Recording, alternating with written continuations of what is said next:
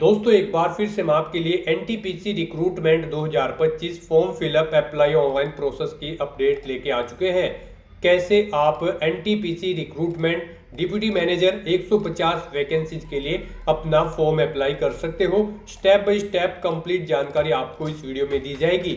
Online आवेदन करने का आपके पास अंतिम मौका है। केवल 3 दिन शेष रह गए हैं। आप जल्द से जल्द अपने फॉर्म अप्लाई कर ले, कहीं मौका हाथ से छूट न जाए। लास्ट डेट की न्यू अपडेट है, आप जल्द से अपना फॉर्म अप्लाई कर ले। ऑनलाइन आवेदन करते समय आपको कोई भी ऐसी गलती या फिर मिस्टेक नहीं करनी होगी जिसको करने से आपके एप्लीकेशन फॉर्म रिजेक्ट हो सकते हैं। अप्लाई करते समय आपको कुछ महत्वपूर्ण बातों का भी ध्यान रखना होगा, तभी आपके फॉर्म सक्सेसफुली सबमिट होंगे। और आवेदन करते समय आप अपनी क्वालिफिकेशन की डिटेल कैसे दोगे, कैसे अपने डॉक्यूमेंट्स अपलोड करोगे, फोटोग्राफ, सिग्नेचर कैसे और कितने केबी में आप अपलोड कर सकते हो, और साथ ही साथ फीस पेमेंट करते हुए रजिस्ट्रेशन से लेकर प्रिंट तक आप अपने फॉर्म कैसे अप्लाई करोगे, पूरी जानकारी आपको इस वीडियो में दी जाएगी। तो आपको ये वीडियो शुरू से लेके एंड तक बिना स्किप किए हुए देखना होगा। इस वीडियो को पूरा देखने पर ही आपके सभी सवाल और डाउट क्लियर होंगे। तो चलिए दोस्तों, बिना कोई वक्त गंवाए शुरू करते हैं एनटीपीसी रिक्रूटमेंट 2025 फॉर्म फिलअप की पूरी जानकारी। फॉर्म भरने से पहले आपको हमारी वेबसाइट आईएनडी सरकारी नौकरी के इस पेज पर विजिट करना होगा, जिसका लिंक आपको नीचे description plus first comment box में मिल जाएगा। और हमारे इस पेज पर विजिट करके आप यहां से एनटीपीसी रिक्रूटमेंट का फॉर्म अप्लाई कर सकते हो। नेशनल थर्मल पावर कॉर्पोरेशन, राष्ट्रीय ताप विद्युत निगम एनटीपीसी के अंतर्गत डिप्टी मैनेजर की पोस्ट निकली है। 150 वैकेंसीज है। लास्ट डेट की न्यू अपडेट है, आवेदन करने का अंतिम मौका है। आप जल्द से जल्द अपना फॉर्म अप्लाई कर ले। लास्ट डेट अप्लाई ऑनलाइन करने की 9 जून 2025 है। बात अगर सैलरी डिटेल की जाए तो 70,000 से 2 लाख है प्रति माह के लिए। बीबी टेक डिग्री से आप अप्लाई कर सकते हो। मैक्सिमम 40 वर्ष आयु सीमा है। जनरल ईडब्ल्यूएस ओबीसी कैटेगरी के लिए 300 रुपये फीस है। एसएसटी पीडब्ल्यूबीडी ईएक्स एक्समैन फीमेल कैटेगरी को फीस जमा नहीं करनी होगी। रिटर्न या कंप्यूटर बेस्ड टेस्ट और पर्सनल इंटरव्यू के आधार पर सिलेक्शन किया जाएगा। ऑनलाइन अप्लाई कर सकते हो, ऑल इंडिया से अप्लाई कर सकते हो। careers.ntpc.co.in इसकी ऑफिशियल वेबसाइट है, जिससे आप ऑनलाइन अप्लाई कर सकते हो। इंपोर्टेंट लिंक सेक्शन के अंतर्गत ऑफिशियल नोटिफिकेशन पीडीएफ लिंक पर क्लिक करके आप इसकी पीडीएफ डाउनलोड कर सकते हो। इसमें आपको कंप्लीट जानकारी दे दी गई है, जैसे कि एलिजिबिलिटी क्राइटेरिया और discipline wise, category wise vacancies की इंफॉर्मेशन, कुछ जनरल कंडीशंस आपको यहाँ पर दिए गए हैं। साथ ही साथ हाउ टू अप्लाई का कंप्लीट प्रोसीजर आपको दिया गया है। तो ऑनलाइन आवेदन करने से पहले आपको नोटिफिकेशन की पीडीएफ पूरा पढ़ना अनिवार्य है। इसको पूरा पढ़ने से ही आपके सभी सवाल और डाउट क्लियर होंगे। पीडीएफ रीड आउट करने के बाद में आपको अप्लाई ऑनलाइन लिंक पर क्लिक करना होगा, तो आपके सामने ऑनलाइन आवेदन करने का ये ऑफिशियल पोर्टल ओपन हो जाएगा। गाइज, यहाँ पर अगर आपने पहले से रजिस्ट्रेशन कर रखा है तो यहाँ पर आकर आपको अपनी यूजर आईडी एंटर करनी है, अपनी ईमेल आईडी आपको एंटर करनी है। इस कैप्चा कोड का आंसर आपको यहाँ पर देना है और उसके बाद आपको यहाँ पर लॉगिन की स्टेप पर क्लिक करते हुए अपने डैशबोर्ड में लॉगिन कर लेना है और फिर वहां से आपको अपना फॉर्म अप्लाई करना है। और गाइज, अगर आप इस भर्ती के लिए फर्स्ट टाइम अप्लाई करने जा रहे हो तो यहाँ पर सबसे पहले आपको अपना रजिस्ट्रेशन करना होगा। उसके लिए आपको यहाँ पर न्यू यूजर रजिस्टर की टैब दी गई है, आप इस टैब पर क्लिक करें और अपना रजिस्ट्रेशन कंप्लीट कर ले। या फिर आपको टॉप पर ही यहाँ पर रजिस्टर की टैब दी गई है, आप इस पर क्लिक करके भी अपना रजिस्ट्रेशन कर सकते हैं। तो यहाँ पर आप जैसे ही न्यू यूजर रजिस्टर के इस ऑप्शन पर क्लिक करेंगे, आपके सामने यहाँ पर कुछ इस तरह से रजिस्ट्रेशन का फॉर्म ओपन हो जाएगा। यहाँ पर आने के बाद सबसे पहले आपको अपने नाम से पहले अपना टाइटल सिलेक्ट करना है। आप जो भी लगाते हैं, मिस्टर, मिसिज या फिर डॉक्टर। उसके बाद यहाँ पर आपको अपना फर्स्ट नेम एंटर करना है, फिर आपको अपना मिडिल नेम एंटर करना है। उसके बाद यहाँ पर आपको अपना लास्ट नेम एंटर कर देना है। फिर गाइज, यहाँ पर आपको अपनी कैटेगरी सिलेक्ट कर लेनी है, जिस कैटेगरी से आप बिलोंग करते हैं। अपना जेंडर आपको सिलेक्ट करना है, अपनी डेट ऑफ बर्थ आपको इस कैलेंडर में से सिलेक्ट कर लेनी है। फिर यहाँ पर अगर आपकी कोई सब कैटेगरी है तो यहाँ पर आप उसका डिस्क्रिप्शन दे सकते हो। उसके बाद यहाँ पर आपको अपने फादर का नाम देना है। उससे पहले आपको अपने फादर के नाम से पहले आप जो भी टाइटल लगाते हैं, मिस्टर या फिर डॉक्टर, ऑप्शन सेलेक्ट करें। फिर यहाँ पर आप अपने फादर का नाम एंटर करें, अपने फादर का ऑक्यूपेशन, व्यवसाय यहाँ पर आप सेलेक्ट करें। वो गवर्नमेंट एम्प्लॉय है, प्राइवेट है, फार्मर है या फिर आपको नहीं पता है या फिर रिटायर्ड है, आप अपने अकॉर्डिंग ऑप्शन सेलेक्ट करें। फिर आप अपने मदर का नाम यहाँ पर दें, उनके नाम से पहले भी आप यहाँ पर टाइटल सेलेक्ट करें उनका और फिर यहाँ पर उनका नाम मेंशन कर दें। फिर अपनी माता का व्यवसाय यहाँ पर आप सिलेक्ट करें। उसके बाद यहाँ पर आपको अपनी नेशनैलिटी सिलेक्ट कर लेनी है, आप किस कंट्री से बिलोंग करते हैं। फिर यहाँ पर आपको अपना डोमिसाइल स्टेट सिलेक्ट कर लेना है। उसके बाद गाइज, यहाँ पर आपको अपनी मातृभाषा यहाँ पर सिलेक्ट कर लेनी है। फिर यहाँ पर आपको अपना करंट एड्रेस एंटर करना है। करंट एड्रेस सिटी यहाँ पर आपको देनी है, फिर आपको अपना करंट स्टेट यहाँ पर सिलेक्ट करना है, करंट एड्रेस का पिन कोड देना है, अपना रिलीजन यहाँ पर आपको सिलेक्ट कर लेना है, किस रिलीजन से आप बिलोंग करते हैं।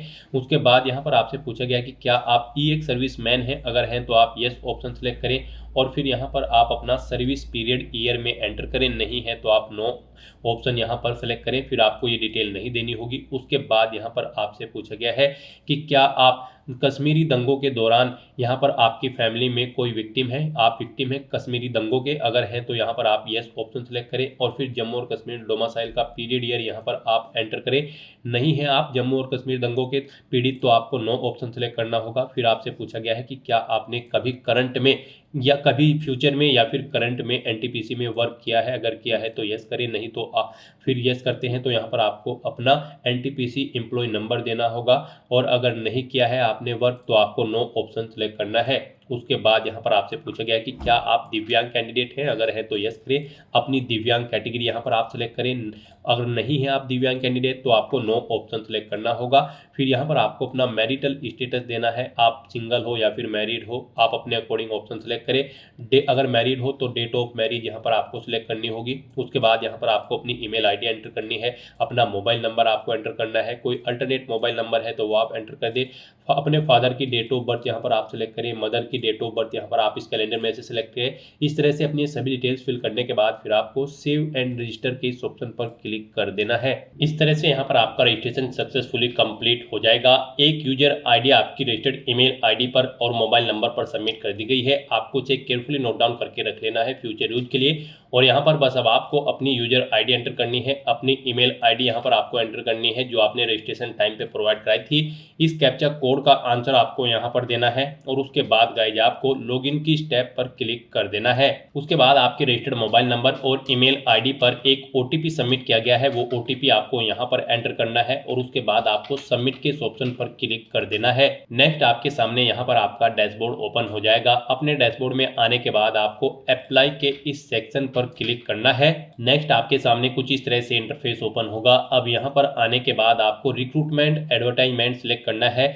यहाँ पर advertisement number 10/2025 recruitment of experience professionals as deputy managers in the discipline of electrical mechanical and C&I at E4 level, आपको इस एडवर्टाइजमेंट नंबर को सिलेक्ट कर लेना है। उसके बाद यहाँ पर आपको पोस्ट का नाम सेलेक्ट करना है, आप जिस पोस्ट के लिए इस एडवर्टाइजमेंट में अप्लाई करना चाहते हैं, डिप्यूटी मैनेजर इलेक्ट्रिकल या फिर मैकेनिकल या फिर C&I, यहाँ पर आप अपने अकॉर्डिंग ऑप्शन सेलेक्ट करें। फिर यहाँ पर आपको आपकी पोस्ट के अकॉर्डिंग पूछा गया है कि क्या यहाँ पर आपको इस पोस्ट पर, जिस पोस्ट पर आप अप्लाई करने जा रहे हैं, इस पर 10 साल का पोस्ट क्वालिफिकेशन एक्सपीरियंस है। अगर है तो यहाँ पर आप Y प्रेस करेंगे, नहीं है तो आप N प्रेस करेंगे।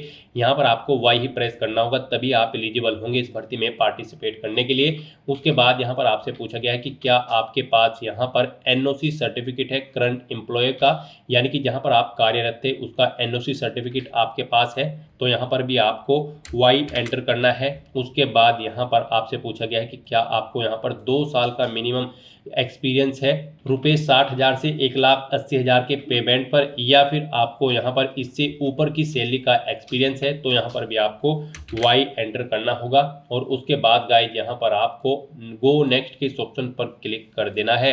नेक्स्ट यहाँ पर आपको अपनी क्वालिफिकेशन की डिटेल प्रोवाइड करनी है। गाइज इस भर्ती में पार्टिसिपेट करने के लिए आपके पास BTech की डिग्री होनी जरूरी है। अगर यहाँ पर आप इलेक्ट्रिकल की पोस्ट के लिए अप्लाई कर रहे हैं तो आपके पास BTech की डिग्री इलेक्ट्रिकल या फिर इलेक्ट्रिकल एंड इलेक्ट्रॉनिक्स के अंतर्गत होनी चाहिए मिनिमम 60% मार्क्स के साथ। और अगर आप मैकेनिकल की पोस्ट के लिए अप्लाई कर रहे हैं तो आपके पास यहाँ पर BTech की डिग्री मैकेनिकल या फिर प्रोडक्शन के अंतर्गत होनी चाहिए।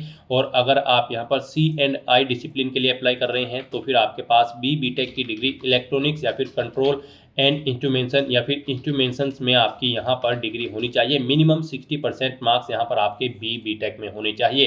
तो यहाँ पर अब आपको अपनी क्वालिफिकेशन की डिटेल देनी है। सबसे पहले यहाँ पर आपको अपनी क्वालिफिकेशन सेलेक्ट कर लेनी है, BTech डिग्री इन इंजीनियरिंग। उसके बाद आपको अपनी ब्रांच सेलेक्ट करनी है, जिस ब्रांच में आपने अपनी BTech कंप्लीट की है। फिर यहाँ पर आपको इंस्टीट्यूट का नाम सेलेक्ट करना है जिससे आपने अपनी यहाँ पर ये क्वालिफिकेशन पास आउट की है। उसके बाद यहाँ पर आपको अपनी यूनिवर्सिटी का नाम सेलेक्ट करना है जिससे आपने अपनी BTech डिग्री कंप्लीट की है। फिर कब से कब तक आपने बीटेक की है वो डेट आपको इन कैलेंडर में से सिलेक्ट कर लेनी है, कब आपकी बीटेक यहाँ पर कंप्लीट हुई है वो डेट आपको सिलेक्ट कर लेनी है, कितने % मार्क्स आपने ऑब्टेन किए हैं वो यहाँ पर आपको एंटर करना है। इसके अलावा अगर आपकी कोई और क्वालिफिकेशन है तो यहाँ पर आप क्वालिफिकेशन 2 के इस ऑप्शन में आए, यहाँ पर ऐड क्वालिफिकेशन के प्लस के ऑप्शन पर क्लिक करें और सेम ऐसे ही यहाँ पर आप अपनी और क्वालिफिकेशन इसके अलावा भी अगर आपके पास है तो उसकी डिटेल आप प्रोवाइड कर सकते हैं। यहाँ पर आपको ऑप्शन दिए गए हैं, आप ऐड क्वालिफिकेशन के ऑप्शन पर क्लिक करके अपनी क्वालिफिकेशन की डिटेल यहाँ पर आप ऐड कर सकते हो अगर आपके पास भी बीटेक के अलावा भी कोई और क्वालिफिकेशन है। फिर गाइस यहाँ पर आपको अपने एक्सपीरियंस की डिटेल प्रोवाइड करनी है। यहाँ पर आपको कम से कम 10 साल का एक्सपीरियंस रिक्वायर्ड है इस पोस्ट पर अप्लाई करने के लिए। तो यहाँ पर आपको सबसे पहले ऑर्गेनाइजेशन का नाम देना है जिसमें आप कार्यरत थे, या फिर उसके बाद यहाँ पर आपको अपनी पोजीशन या पोस्ट या फिर डेजिग्नेशन का नाम देना है, कब से कब तक आप कार्यरत थे वो डेट आपको सिलेक्ट कर लेनी है। फिर यहाँ पर आपको सेक्टर सिलेक्ट करना है, किस सेक्टर में आप कार्यरत थे, गवर्नमेंट या फिर प्राइवेट। उसके बाद यहाँ पर आपको अपना पे स्केल बताना है, फिर आपको अपनी वर्क प्रोफाइल के बारे में डिस्क्राइब करना है, एक्सपीरियंस एरिया के बारे में यहाँ पर आपको सिलेक्ट कर लेना है, किस एरिया का एक्सपीरियंस आपको यहाँ पर है।